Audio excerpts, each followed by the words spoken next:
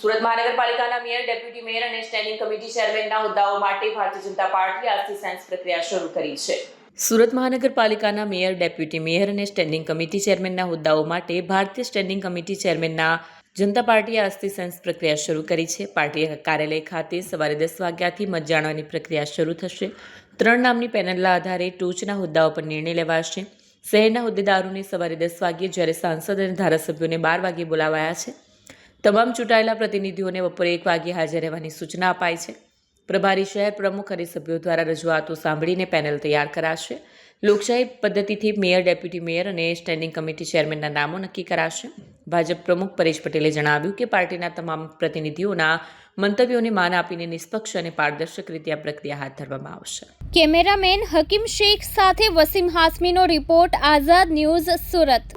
આજે સુરત શહેરમાં અમારા 115 કોર્પોરેટરોની જે જીત થઈ છે એ ભવ્ય જીત બાદ સુરતમાં ભારતીય જનતા પાર્ટીના જે સાયન્સ લેવાની પ્રક્રિયા છે એ સાયન્સ લેવાની પ્રક્રિયા પાછળનું કારણ એવું છે કે દરેક ઇન્ડિવિજ્યુઅલ, દરેક કોર્પોરેટરો, અમારા દરેક 30 વોર્ડના પ્રમુખો, મહામંત્રીઓ, અમારા ધારાસભ્યશ્રીઓ, અમારી સુરતની ટીમ, અમારા સાંસદ, દરેક ઇન્ડિવિજ્યુઅલી આવીને એમના પોતાના વિચારો રજૂ કરશે આ કમિટીની સામે. અને ત્યારબાદ અમારા પ્રદેશ અધ્યક્ષ, ગુજરાત રાજ્યના શ્રી જગદીશભાઈ વિશ્વકર્માની અધ્યક્ષતામાં મળનારી મિટિંગની અંદર સ્ટેટ લેવલ ઉપર બાકીની ચર્ચાના અંતે નામો જાહેર કરવામાં આવશે. મેયર સિવાયના આ તમામની સમીક્ષાઓ આજે થઈ રહી છે. દરેકની સમીક્ષા અમારા મેયર, અમારી જે 5 મુખ્ય પદો ઉપરાંત શિક્ષણ સમિતિના સદસ્યો, જેટલી પણ એપોઇન્ટમેન્ટો અત્યારે લેવા જેવી છે, જે લેવી જોઈએ સુરત મહાનગરપાલિકાને ધ્યાનમાં રાખતા, કારણ કે સુરત મહાનગરપાલિકાનું બજેટ પણ 11,000 કરોડ પ્લસ છે.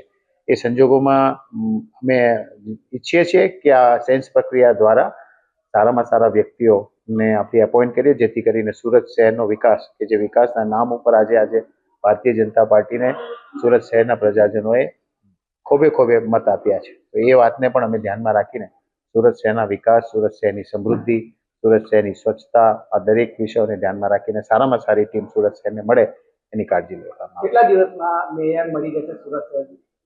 એ તો મને અત્યારે તો એક્ઝેક્ટ સમય નથી ખબર, પણ 8-10 દિવસની પ્રક્રિયા હોય છે. પ્રક્રિયામાં